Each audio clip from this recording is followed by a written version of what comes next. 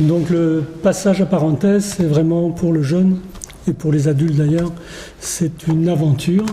Et dans cette aventure où on doit affronter le doute, la peur, les défis, il y a un autre défi supplémentaire en fin d'année qui est ce qu'on appelle, nous, le docu-portrait. C'est-à-dire que c'est une vidéo face caméra, un entretien entre un adulte et un jeune. En fait, c'est vraiment l'aboutissement, je dirais, d'un chemin d'une année. Pour le jeune, c'est un défi, c'est une grande peur de se retrouver face à une caméra, sans savoir vraiment comment ça va se passer.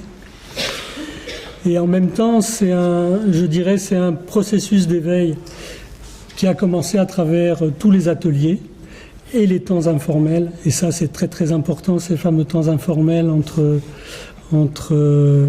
le premier étage et le deuxième étage, entre la cuisine et un atelier, entre le lieu du SAS pour aller à une exposition. Il se passe plein de choses.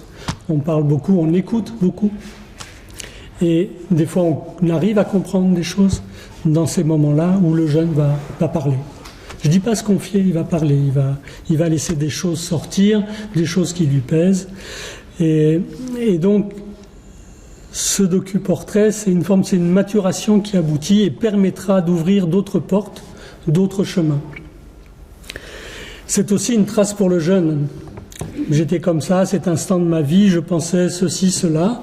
C'est une trace qu'il pourra revoir plus tard, parce qu'il va partir avec ce documentaire. Il sera le seul à l'avoir.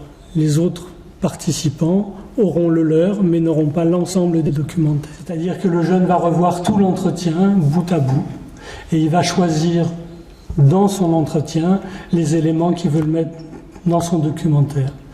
Et la projection, il faut qu'il soit fier de lui, que ses parents, ses éduques dans certains cas, ses amis découvrent une autre personne, découvrent quelqu'un qui est forcément différent parce que il n'est pas comme avec les autres copains.